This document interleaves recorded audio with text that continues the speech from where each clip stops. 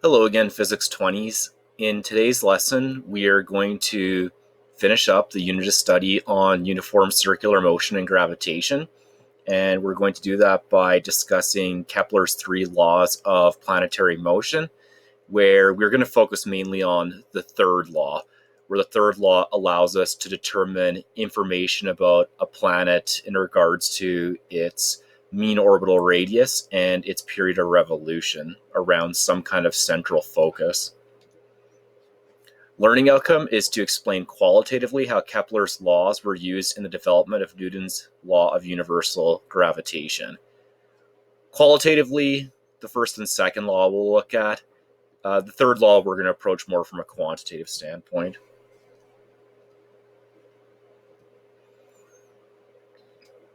Kepler's first law, which states that all planets in the solar system move around the sun in an elliptical orbit with the sun at one focus, was something that I just very quickly brought up in the lesson on universal gravitation as kind of an observation that astronomers were aware of in terms of why the sun moved in an elliptical orbit, but didn't really know what the reason for that was. And then, of course, Newton's universal law of gravitation provides that explanation. Now, let's just quickly look at this law. So, as you know, an ellipse is just like an oval shape or like a squished circle. So, I have some kind of a planet that's moving around the sun in an elliptical manner.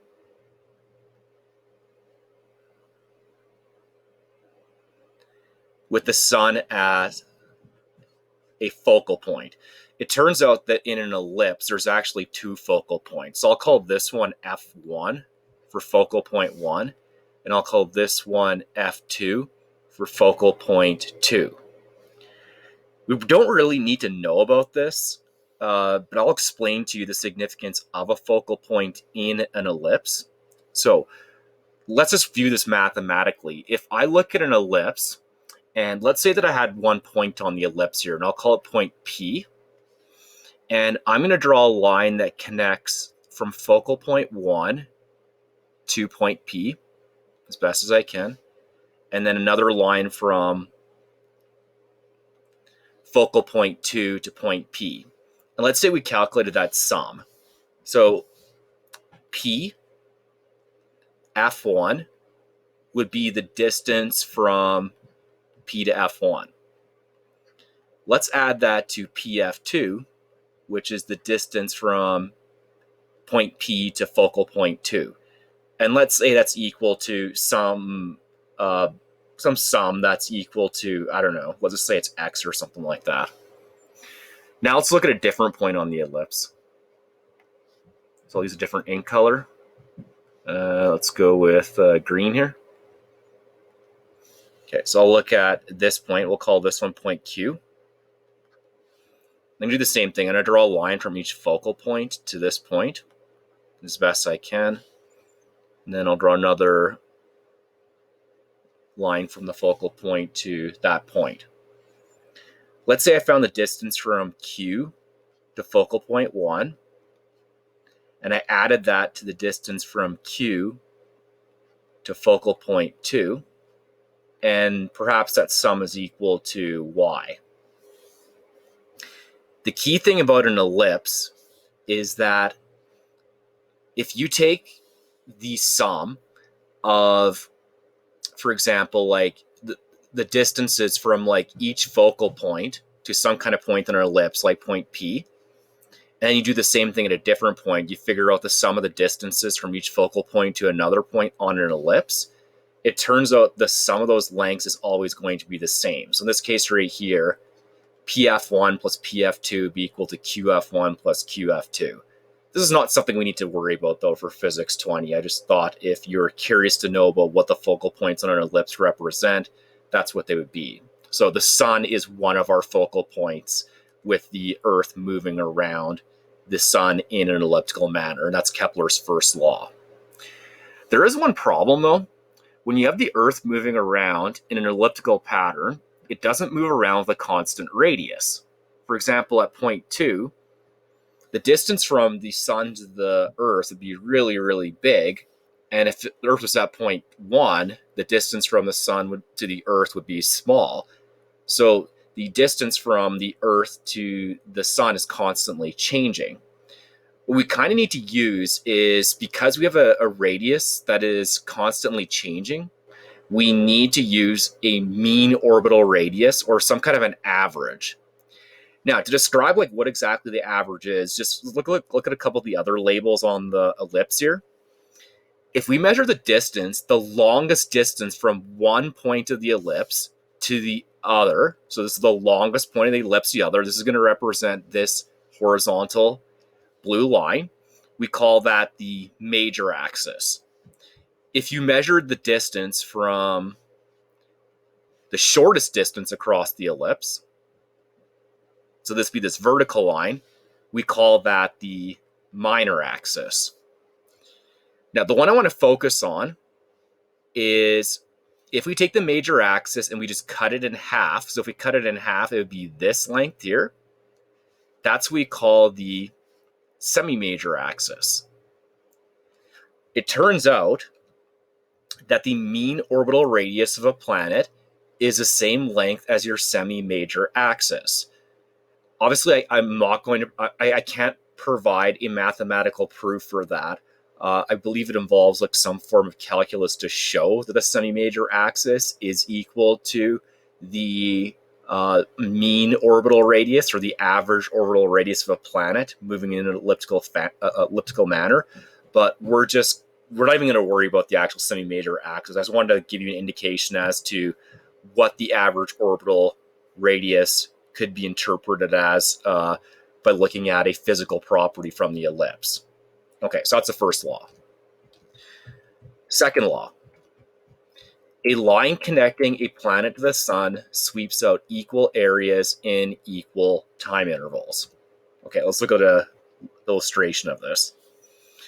So let's say there's a point where the Earth is located here, and then it is going to move in an elliptical orbit from along this arc length from here to here. And we'll call the time required to do this, we'll say it's delta T1. If I draw a line from the center of the sun to the Earth, as the Earth goes through this arc length, it's going to sweep out an area. Okay, if I imagine this line as like taking this line right here and rotating it, so it rotates in a clockwise fashion, it would sweep out this entire area that we're calling area 1.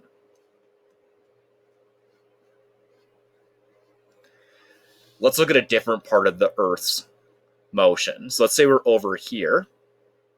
And again, the Earth moves in part of its elliptical orbit to this point.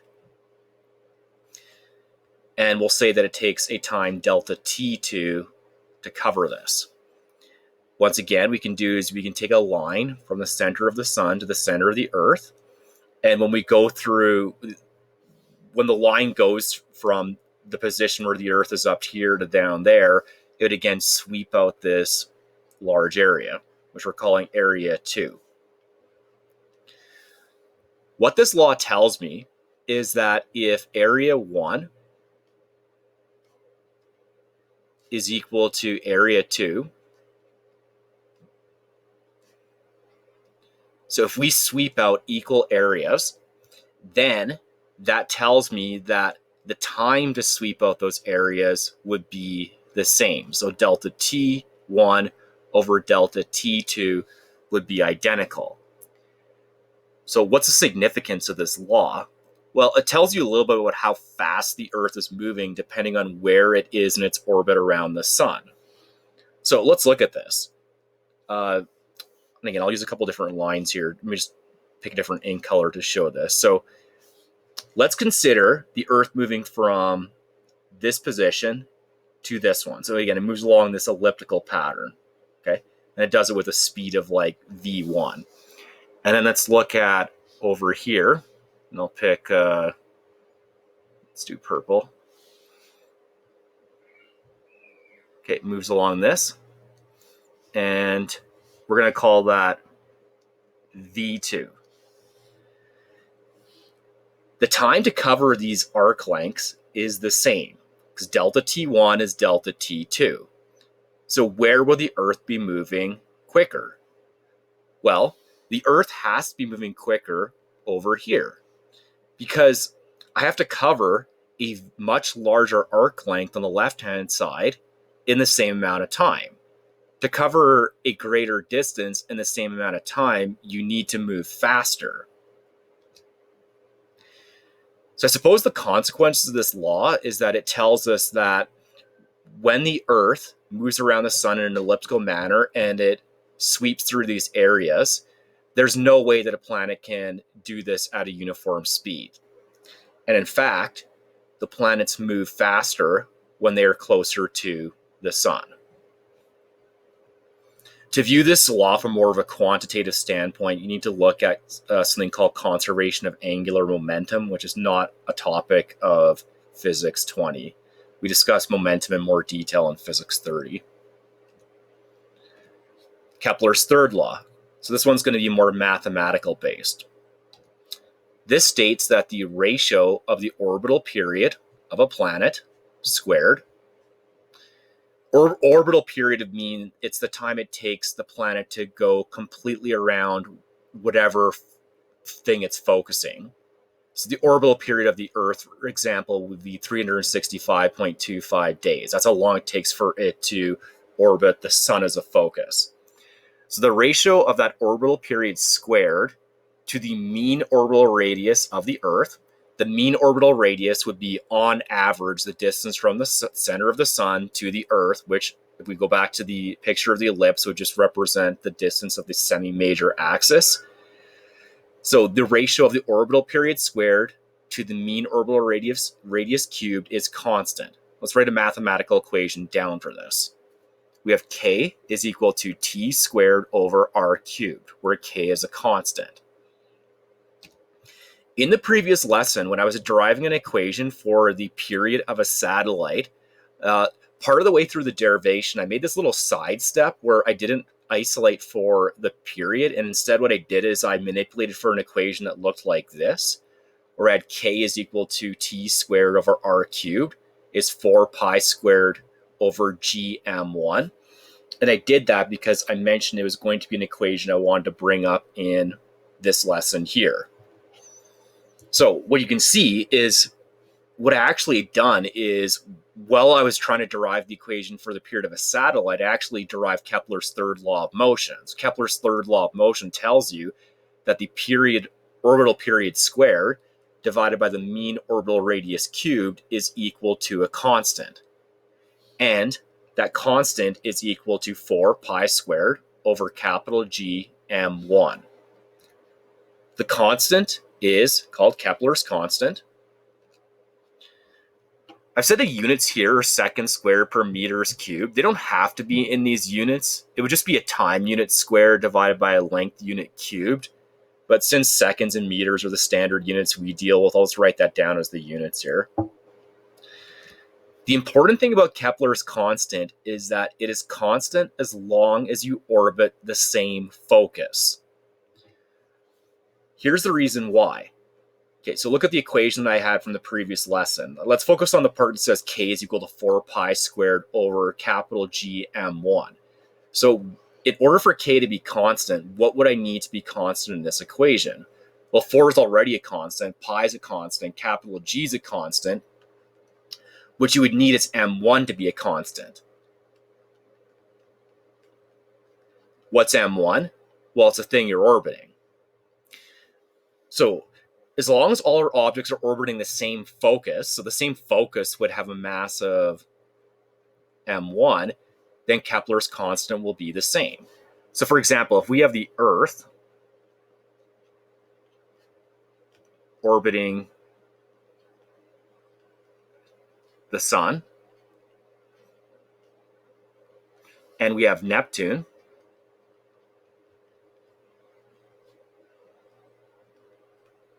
orbiting the Sun,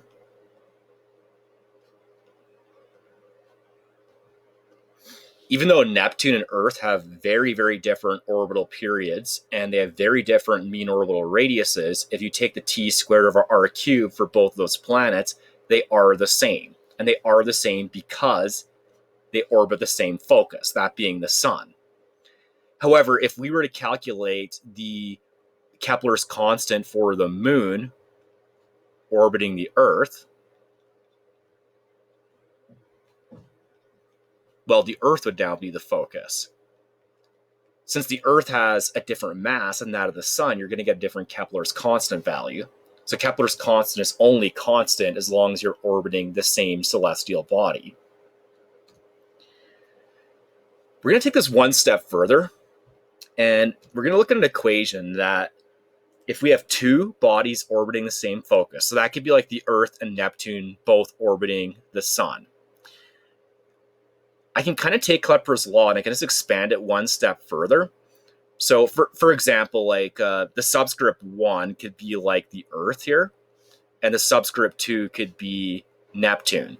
So what this tells you is that the orbital period of the Earth squared divided by the mean orbital radius of the Earth cubed would be the same as the orbital period of Neptune squared divided by the mean orbital radius of Neptune cubed. That's because this ratio of t squared over r cubed is a constant. This is useful when we know the orbital period and mean orbital radius for one object that's moving around, and we only know one piece of information for like another object orbiting, and then we can perform a calculation to find an unknown quantity. That's what we're going to do in the example problem now. Okay, so we have Mercury has an average orbital radius of 5.85 times 10 to the 7 kilometers and an orbital period of 0.24 Earth years. By the way, just the word average up here, average or the word mean, they just mean the same thing. Mean of a data set is just an average. Okay, let's label these planets. We're going to say that 1 is Mercury, and 2 is Venus. Part A wants us to get Kepler's constant for Mercury and second squared per meters cubed. To do that, all we need to know is t squared over r cubed for a specific planet. We were given all the information about Mercury. So what we know is for Mercury,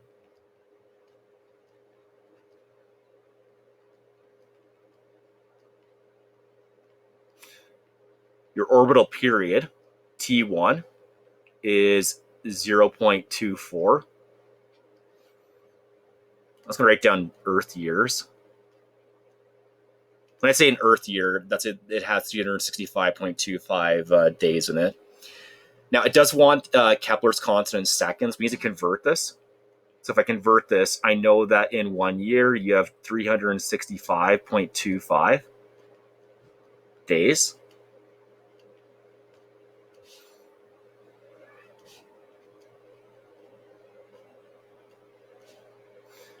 And then in 1 day, you have 24 hours.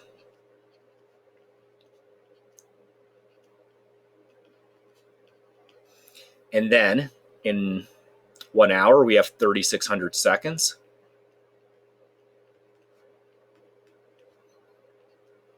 Let's cross my units off. So the years cancel, the days cancel, the hours cancel. I'm just left with seconds.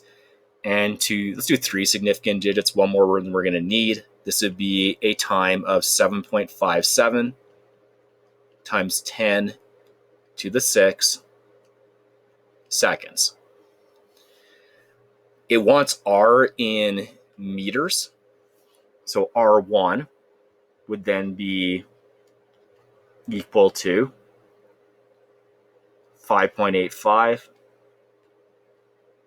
times 10 to the 7 kilometers. To convert that to meters, we multiply by 1,000 because there are 1,000 meters in a kilometer.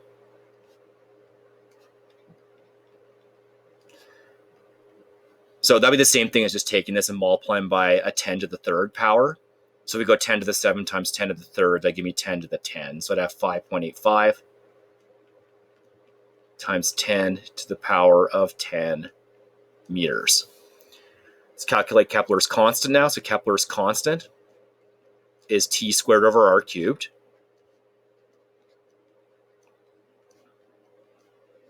which would be equal to, okay, so t squared is 7.57 times 10 to the 6 seconds, all squared. Divide this by the mean or average orbital radius, which is 5.85, times 10 to the power of 10 meters. We're cubing that one. And then let's go to two significant digits because of the orbital period of Mercury. And that would give me 2.9 times 10 to the negative 19 seconds squared per meters cubed.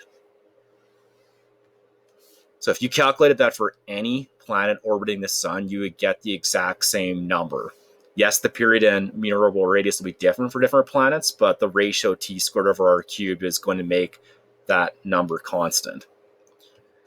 Okay, B, it tells me the average orbital radius of Venus. Or no, it wants me to calculate the average orbital radius of Venus if I'm given the orbital period.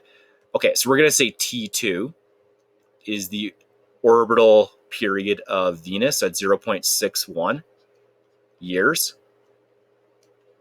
And I'll just rewrite the other information out. I know that the orbital period of Mercury is 0.24 years. Closer you get to the sun, the faster a planet's going to go around it. Okay, and then you have R1, 5.85 times 10 to the 7 kilometers. And it wants me to get the average orbital radius, or the mean orbital radius, same thing, in kilometers. This is where I'm going to use that second equation I showed in Kepler's Law.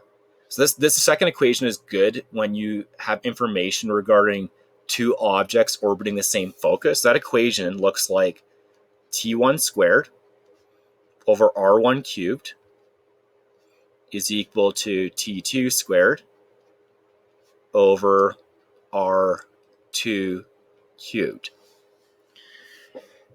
I should point out, by the way, that equation is not on the formula sheet, the regular Physics 20 formula sheet, however, is one that's provided on the additional one.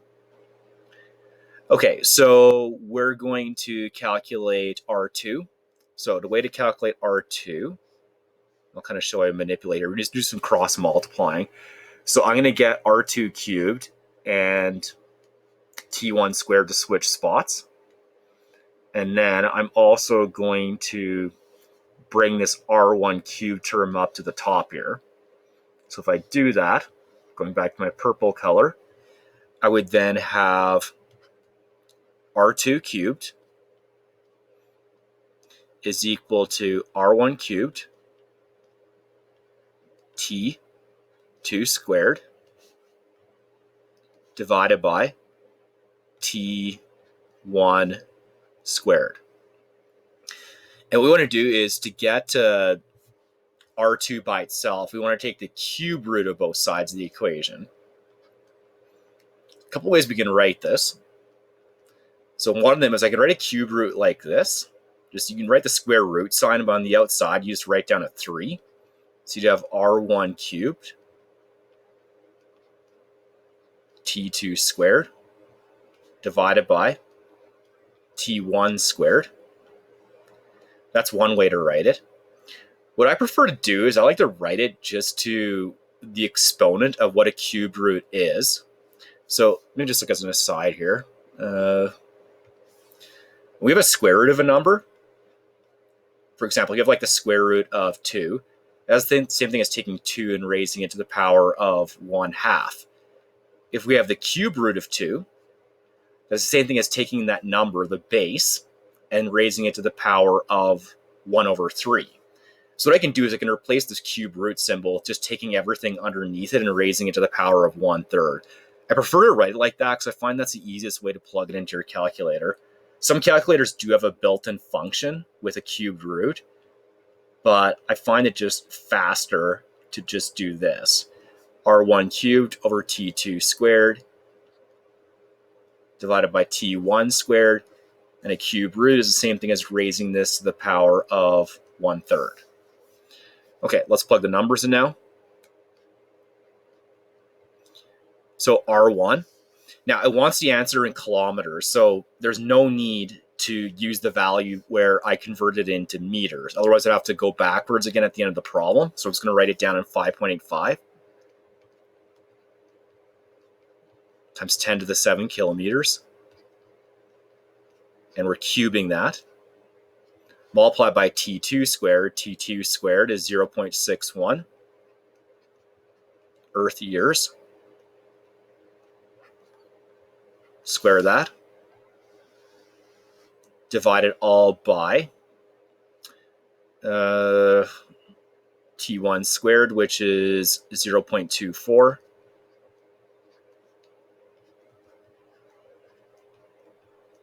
Years. And we're squaring that. You're going to raise this all to the power of 1/3, or you can use your built-in calculator function for a cubed root if you know where to find it. And then you get R2 is equal to two significant digits, 1.1 times 10 to the power of 8 kilometers.